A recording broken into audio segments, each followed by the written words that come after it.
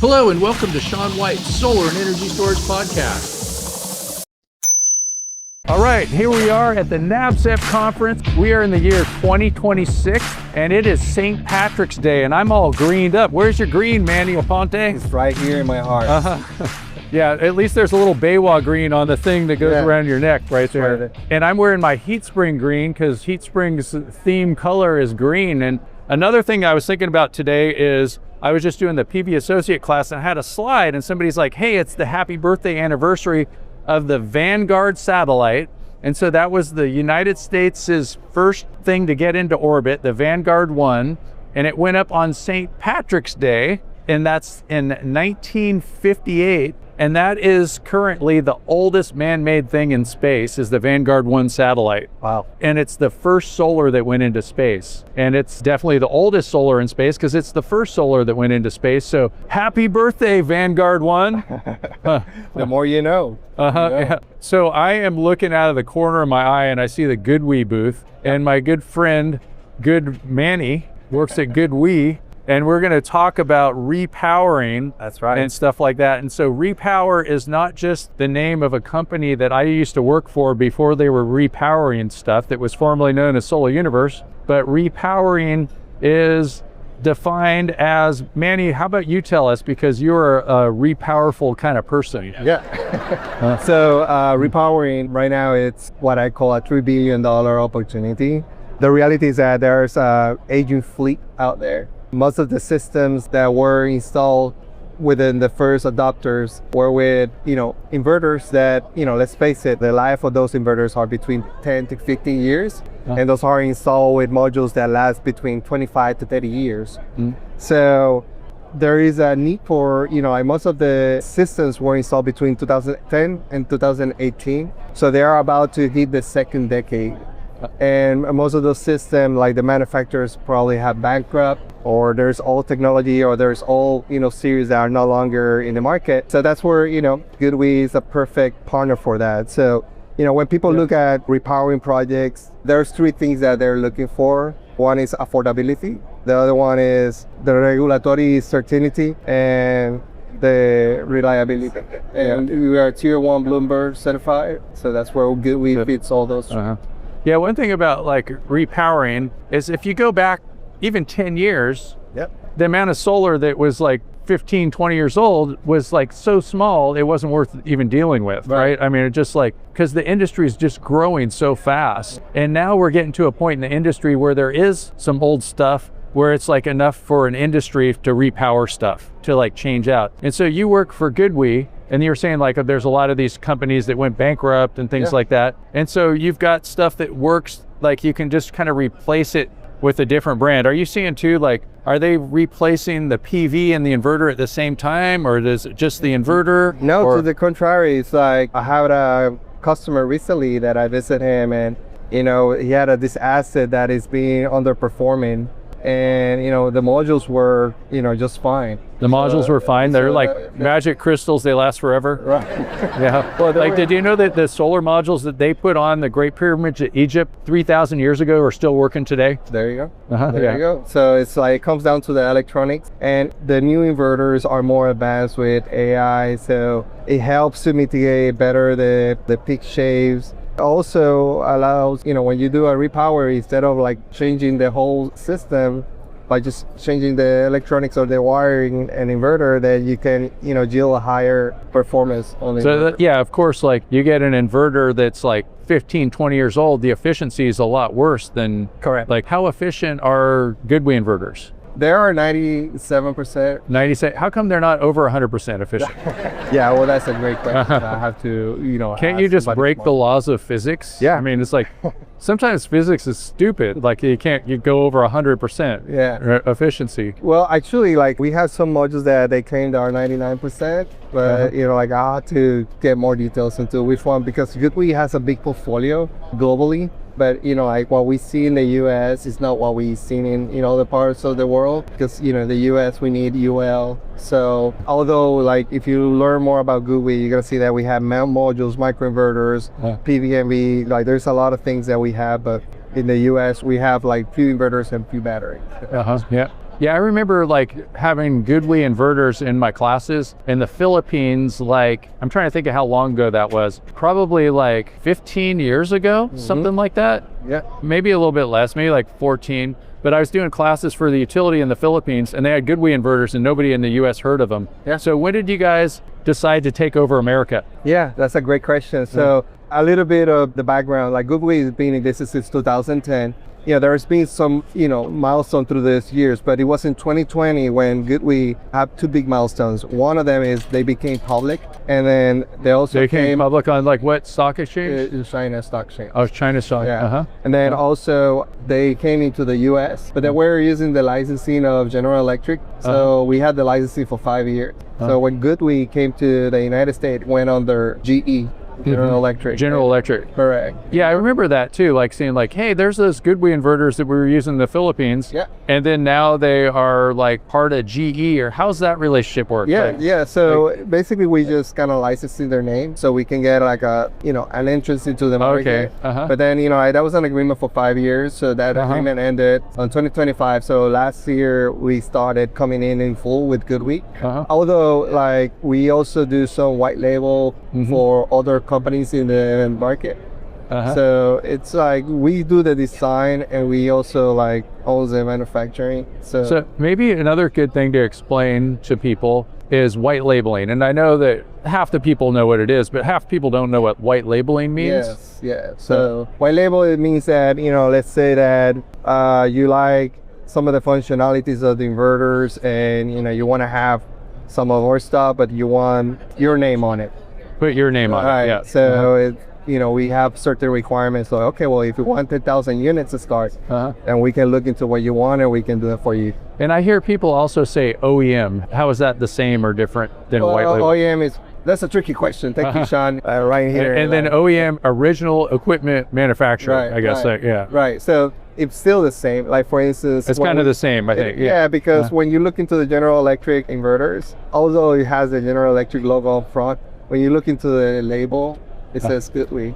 Okay. So we honor those warranty as well. So if that's where you asking, but yeah, that's kind of like how it works. Okay. All right. Cool. So you got like the white label up front and the GoodWe label on the back. Okay. So like a company, like a solar module manufacturer or something is good. Like, oh, we want to like do some inverters, but we don't want to build inverters, but we want to sell inverters and put our name on it. And then they can put their name on yours. And then that would be like the white label, would be like the PV manufacturing company. Right. But then they open up the cover and then there's the GoodWe label. Is that what you're saying? Yes. Yeah, okay. And I remember too when I was working for a SunPower dealer some time back, they were doing that with like Xantrex inverters and SMA inverters. And so you look on the front of the inverter and it said SunPower, but then you're like, that's an SMA inverter. And that was like, I don't know, 18 years ago or something. So right.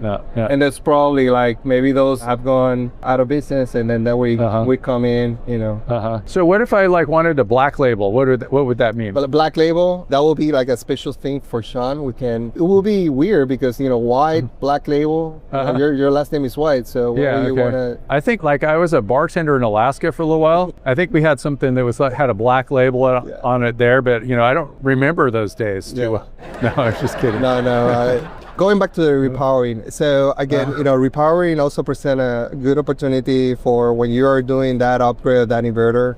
Now like hybrid inverter is taking, a lot of attention. So that's a good opportunity to inform the customers about like BPP programs or add the storage for BPP. So virtual power plant programs and storage. So maybe what are you seeing? Like, are you taking like a regular old grid tied string inverter that's like old and ready to retire, and then you replace it with a GoodWe inverter, and are you like adding energy storage and stuff? Sometimes what we've seen is that the homeowner is interested in adding storage because they have overproduction and they can get better economic sense by just keeping that energy with them and use them instead of like sending it back to the grid. Also, sometimes there is a centralized inverter. And the centralized, it has some pros and cons, but one of the cons. So like a big central inverter, like we're talking like megawatts and stuff like that, like big, huge inverter. Right. Or not that big, I see like 250 or 500. But the thing is that, they want to decentralize that because if one inverter goes bad and the whole system collapses. So some people that have interest in decentralized their own inverter. So that's where we come in, and we need to, we help them. Are you like helping people switch from like the big giant central inverters to multiple string inverters? Like get rid of the combiner boxes, all the like DC stuff, and because it's very, yes, there are some, like big inverters out there, but again, like some people see that as a risk of having only one inverter.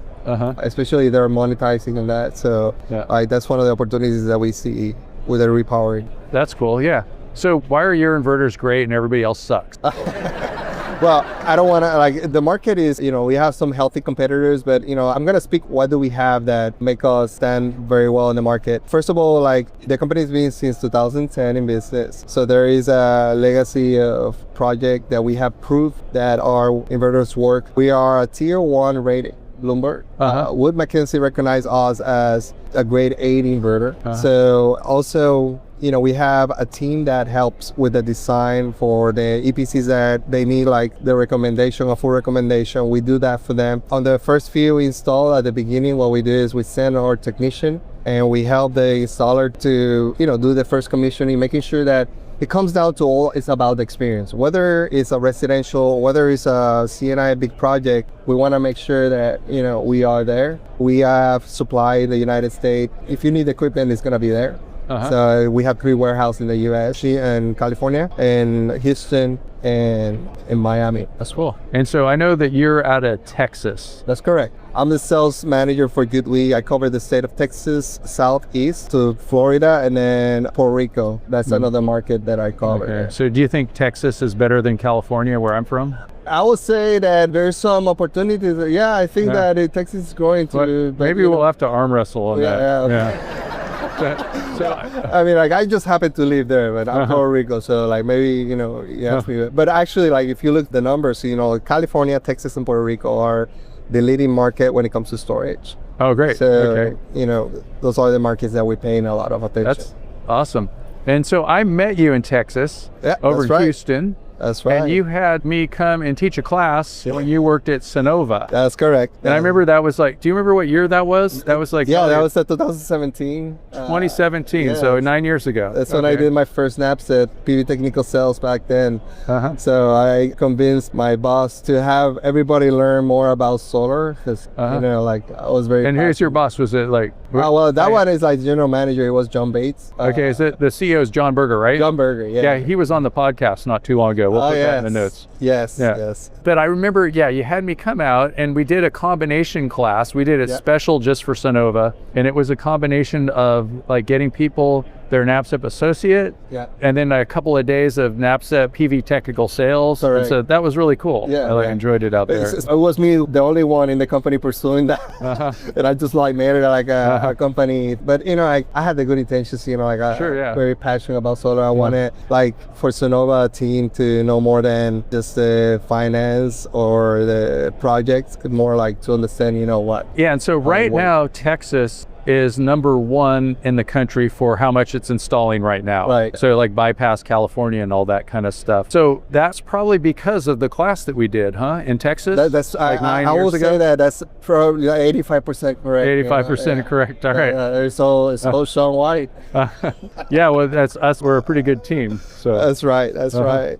So, man, and I've been following you since then. I was a Titan, and then I did a NABCEP for PV installation professional, and you helped me again. So it's been a great journey. Good. Okay, good. So where can people find you and get a hold of some GoodWe inverters? You can find me on LinkedIn. That's, I think that's an easy one. I usually find you there. Yeah. Usually, I'm very present in that platform.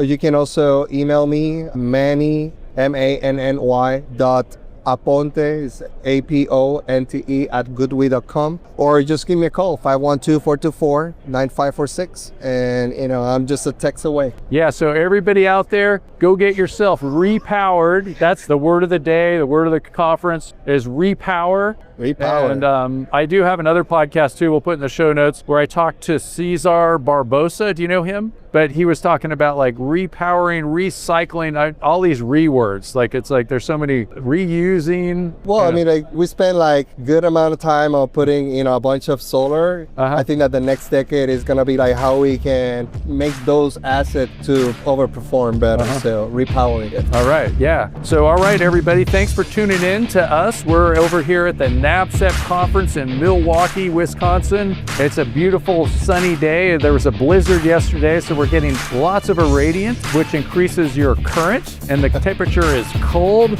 which is high voltage. Increases your voltage. So That's it's a perfect day for solar here in Milwaukee. So keep it going, keep things going. Get yourself NABCEP certified. You can start off by taking some of my classes. Go to SolarSEAN.com. And we also want to thank the Suncast people and Nico Johnson for letting us sit here under their reflective white umbrella as we're watching people go by this St. Patrick's Day, which is also the 68th anniversary of the Vanguard 1 satellite, the oldest man-made thing in space, the first solar cell to be sent into space. And I'm sure that solar cell was probably like $1,000 a watt or $10,000 a watt or even another order of magnitude above that, everyone. So signing off here, NABCEP over and out. Woo!